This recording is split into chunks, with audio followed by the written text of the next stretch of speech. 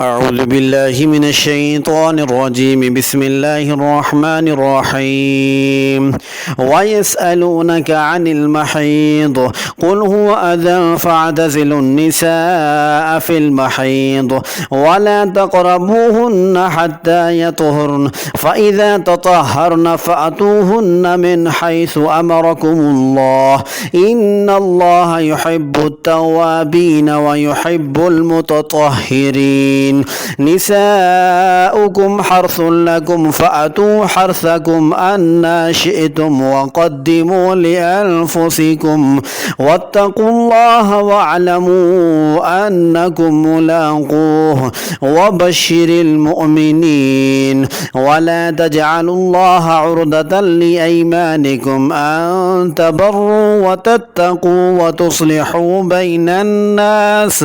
والله سميع عليم لا يؤاخذكم الله باللغو في أيمانكم ولكن يؤاخذكم بما كسبت قلوبكم والله غفور حليم للذين يؤلون من نسائهم تربص 4 أشهر فإن فاءوا فإن الله غفور رحيم وإن عزموا الطلاق فإن الله سميع عليم والمطلقات يتربصن بأنفسهن 3 قروء ولا يحل لهن أن يكتمن ما خلق الله في أرحامهن إن كن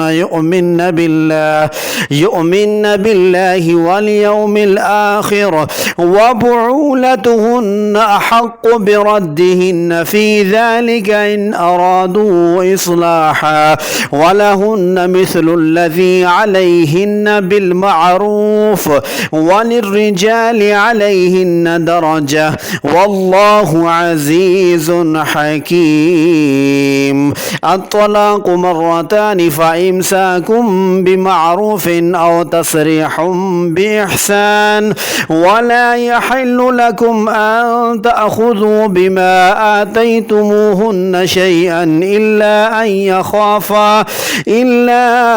أن يخافا ألا يقيما حدود الله فإن خفتم ألا يقيما حدود الله فلا جناح عليهما فيما افتدت به تلك حدود الله فلا تعتدوها ومن يتعد حدود الله فأولئك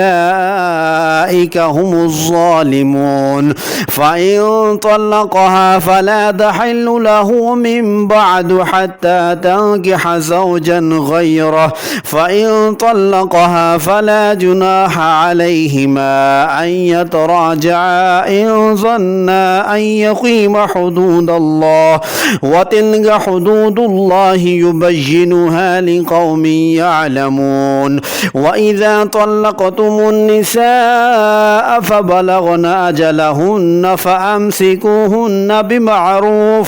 بمعروف أو سرحوهن بمعروف ولا تمسكوهن ضرارا لتعتدوا ومن